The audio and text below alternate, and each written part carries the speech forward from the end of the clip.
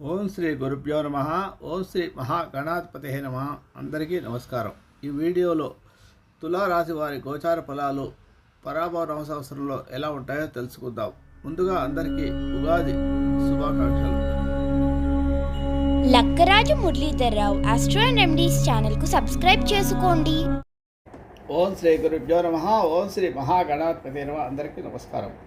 ఈ వీడియోలో తులారాశి వారి యొక్క గోచార ఫలాలు పరాభవ నవ సంవత్సరంలో 2027 సంవత్సరంలో ఎలా ఉంటాయో తెలుసుకుందాం. ముందుగా అందరికీ ఉగాది నూతన సంవత్సర తెలుగు సంవత్సర శుభాకాంక్షలు. ఈ తులారాశిలో జన్మించిన వారు ముఖ్యంగా చిత్తా నక్షత్రము 3-4 పాదాలు, స్వాతి 1-2-3-4 పాదాలు, విశాఖ 1-2-3 పాదాలు ఉంటారు. మీ పేరులో మొదటి అక్షరాలు రా, రే, రు, రే, రో, తా, తీ, తూ, తే అనే అక్షరాలతో ప్రారంభమై ఉంటాయి. ముఖ్యంగా వివరించే విషయం ఏమిటంటే ఈ గోచార ఫలాలు స్థూలంగానే ఉంటాయి. అన్నీ కూడా వ్యక్తిగత జాతకం మీద ఆధారపడి మాత్రమే చూసుకోవాల్సి ఉంటుంది. 20% మాత్రమే ఫలితాలు వస్తాయి. వ్యక్తిగత జాతకాలు, దశలు, నక్షత్రాలు వారిగా పరిశీలిస్తే కానీ పూర్తిగా ఫలితాలు తెలుసుకోలేము. కాబట్టి ఎక్కువగా గోచారంపై ఆధారపడి నిర్ణయాలు తీసుకోకండి. వ్యక్తిగత జాతకాన్ని పరిశీలించిన తర్వాత నిర్ణయాలు తీసుకోండి. ముందుగా అందరికీ ఉగాది శుభాకాంక్షలు. ఈ సంవత్సర ఫలితాలు పరిశీలిస్తే ఆదాయం 5, వ్యయం 14, రాజభుజం 6, అవమానం 3గా ఉంది ఈ తులారాశి వారికి. ఇక ఆదాయ వ్యయాలను పరిశీలిస్తే ఈ రాశి వారికి ఆదాయం తక్కువగా ఉండి వ్యయం ఎక్కువగా ఉంది. కాబట్టి ఈ సంవత్సరం దీనివల్ల అప్పులు చేయాల్సిన పరిస్థితి వచ్చే అవకాశం ఉన్నట్టు కనిపిస్తుంది. కానీ మీ వ్యక్తిగత జాతకంలో గ్రహాల పరిస్థితి చాలా బాగా ఉంటే, మీరు సరైన నిర్ణయాలు తీసుకుంటే, మీ జీవన శైలిని మార్చుకుంటే, దానివల్ల మీరు పెట్టాల్సిన చోటే ఖర్చు పెట్టి పెట్టకూడని చోట ఖర్చు పెట్టకుండా జాగ్రత్త డబ్బును పొదుపు చేసుకుంటే మీకు అనవసరమైన ఖర్చులు రాకుండా ఉంటాయి. అయితే మీకు అనవసరమైన ఇబ్బందులు రాకుండా, ఈ డబ్బు ఖర్చు పెట్టే పరిస్థితులు రాకుండా ఉండాలంటే కొంత పుణ్యకార్యం దైవకార్యము, దాన ధర్మాలు చేయాల్సి ఉంటుంది. ఆ దాన ధర్మాల వల్ల మీకు జీవితంలో ఏదో ఇబ్బందులు రాకుండా ఈ సంవత్సరం సాఫీగా సాగిపోతుంది. అప్పుల బాధ కలగకుండా ఈ సంవత్సరం గడిపేయచ్చు. లేదా అప్పులు చేసి మీ పనులు పూర్తి చేసుకోవాల్సి వస్తుంది. భగవంతుడిపై నమ్మకం ఉంచాలి ఎప్పుడే కానీ. మనకు ఎవరికైనా అవసరం ఉండి సహాయం అవుతే వారికి మన శక్తి కొద్దీ ఏదో కోట్లకు రూపాయలు సహాయం చేయమని కాదు, లక్షలు సహాయం చేయమని కాదు. మా దగ్గర 10 రూపాయలు ఉంటే 1 రూపాయి. ఎందుకంటే బిల్ క్లింటన్ దగ్గర ఒక పిల్లవాడు ఒక రోజు పేపర్ కొనుక్కోవడానికి ఇంగ్లాండ్కి వెళ్తే న్యూస్ పేపర్ అమ్ముకునే అబ్బాయి అతనికి పేపర్ తీసుకొని డబ్బులు ఇస్తామంటే జేబులో వచ్చుకుని డబ్బులు ఉండవు అన్నమాట. లేకపోతే కూడా ఆ పిల్లవాడు డబ్బులు లేకపోయినా పర్వాలేదు తీసుకెళ్ళండి అని ఇచ్చి పంపించేస్తాడు.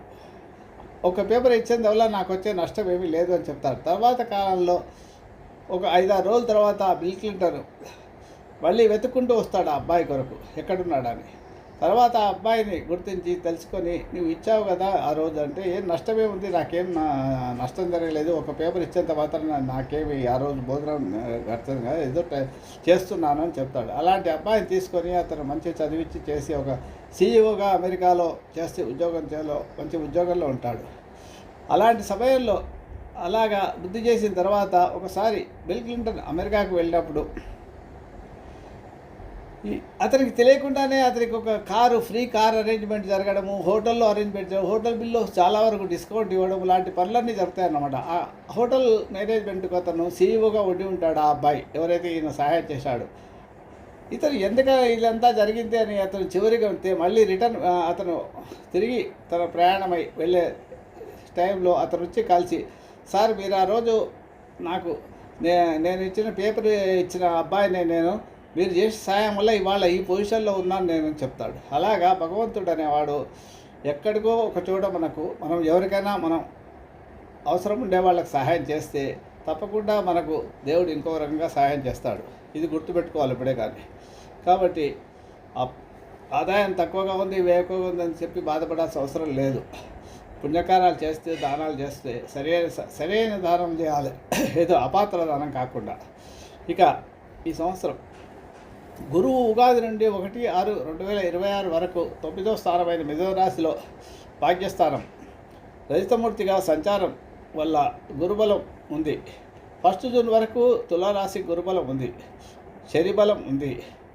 అట్లాగే అన్ని శుభ ఫలితాలే పొందుతారు. స్థిరాస్తులకు సంబంధించిన సమస్యలు పరిష్కరించబడతాయి. నూతన గృహ కార్యాలపై శ్రద్ధ వహిస్తారు. ఆకస్మిక ధనలాభం ఉంటుంది. బంధుమిత్రులతో కలిసి విందు విధాల్లో పాల్గొంటారు. తీర్థయాత్రలు చేస్తారు. 2 జూన్ నుంచి 30 అక్టోబర్ వరకు తిరిగి 25 జనవరి 2027 నుంచి ఈ ఉగాది చివరి వరకు కూడా 10వ స్థానమైన నందు అంటే కర్కాటకంలో సాధారణ శుభుడైనందువల్ల కుటుంబ పరిస్థితులు సంతృప్తికరంగానే ఉంటాయి. కానీ ఆకస్మిక ధన నష్టం కలిగే అవకాశాలు ఏర్పడతాయి. దశమ స్థానంలో గురువు కొంత ఇబ్బంది కలిగించే అవకాశం ఉంటుంది.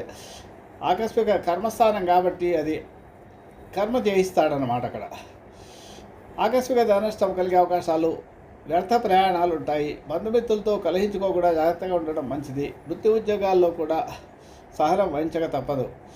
అక్టోబర్ నుంచి 31 అక్టోబర్ నుంచి జనవరి వరకు 11వ స్థానంలో శుభుడైన మళ్ళీ సింహరాశిలోకి వచ్చినప్పుడు 40 నవంబరు డిసెంబర్ 2 నెలలు 60 రోజులు 60 84 75 రోజుల పాటు గురువు బలం ఉంటుంది తులారాశి వారికి. కాబట్టి 2 జూన్ వరకు గురుబలం ఉంది. తర్వాత ఈ 85 రోజులు కూడా గురుబలం ఉంది చివరి. కాబట్టి గురుబలం చాలా వరకు ఉన్నట్టుగానే చెప్పవచ్చు వీరికి.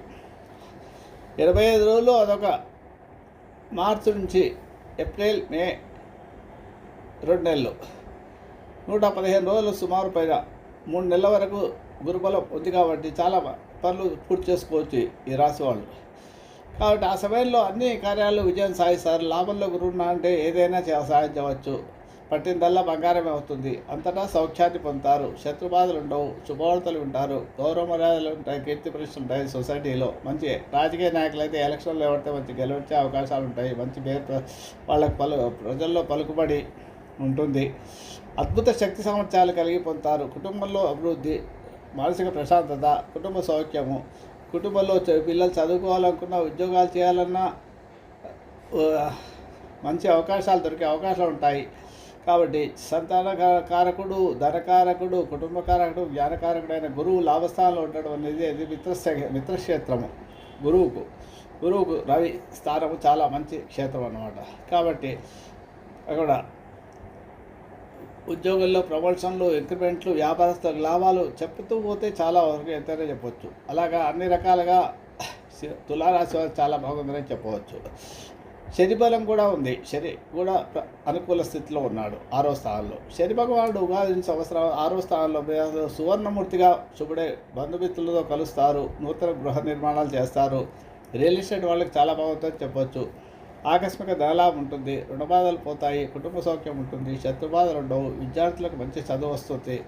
దీర్ఘకాలిక సమస్యలు ఉంటే తొలగిపోతాయి. ఆరోగ్యం చాలా బాగుంటుంది.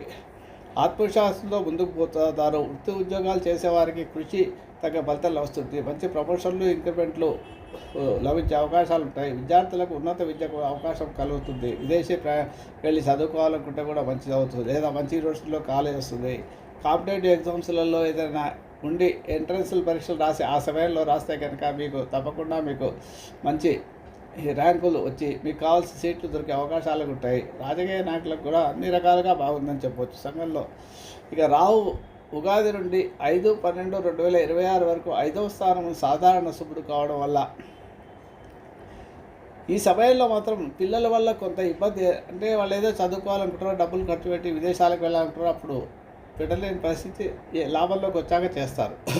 5 డిసెంబర్ వరకు మీకు ఇబ్బందులు, 5 డిసెంబర్ తర్వాత మీకు ఇబ్బందులు తొలుగుతాయి. పిల్లల వల్ల ఇబ్బందులు, అధికారులతో పంచమంలో ఉంటాడు కాబట్టి అధికారుల ద్వారా గౌరవం లభిస్తుంది. పట్టుదలతో కొన్ని కార్యాలు పూర్తి చేస్తారు. పంచమంలో రావంటే మానసిక స్థైర్యం ఉంటుంది కాబట్టి, ధైర్యం బాగా ఉంటుంది కాబట్టి ఏ పని చేయడానికి ఉంటుంది. అనారోగ్య బాధలు ఉండవు. ధైర్యంగా ఉంటారు. ప్రయాణాలు చాలా ఎక్కువ జాగ్రత్తగా చేయడం మంచిది. వస్తువులు పోగొట్టుకునే అవకాశం మాత్రం ఉంటుంది. నూతన వ్యక్తులతో పరిచయం అవుతారు. జూదం, లాటరీ వంటి దూరంగా ఉండడం మంచిది. దుర్వ్యసనాలకు దూరంగా ఉండాలి. ఇక 6 డిసెంబర్ నుంచి రాహు 4వ స్థానంలో అశుభుడు కావడం వల్ల చంచలమైన మనస్సు ఉంటుంది. గృహంలో మార్పులు కోరుకుంటారు. స్వల్ప అనారోగ్య కారణంతో నిరుత్సాహంగా ఉంటారు. స్త్రీలతో తగాదాలు ఏర్పడే అవకాశం ఉంటుంది కాబట్టి స్త్రీలతో వివాదాస్పదమైన విషయాల్లో జోక్యం చేసుకోకండి, దూరంగా ఉండండి. మీ కోలీగ్స్ ఎవరైనా లేడీస్ ఉంటే వాళ్ళతో దూరంగా ఎంత మాట్లాడో అంతవరకే మాట్లాడండి, మౌనంగా ఉండండి. ప్రయత్న కార్యాలు ఫలిస్తాయి. కొన్ని పనులు వాయిదా వేసుకోవాల్సి వస్తుంది. ప్రయాణాలు మాత్రం ఎక్కువగానే ఉంటాయి. కేతువు 5 డిసెంబర్ నుంచి 11 స్థానంలో శుభుడైనందువల్ల శుభకార్యాలు సులభంగా నెరవేరుస్తారు. శుభవార్తలు వింటారు. బంధుమిత్రులతో కలిసి విందు వినోదంలో పాల్గొంటారు. ఆకస్మిక ధనలాభాలు ఉంటాయి. నూతన వస్తువు ఆభరణాలు ఖరీదు చేస్తారు. ముఖ్యమైన కార్యాలు పూర్తి చేస్తారు. కేతు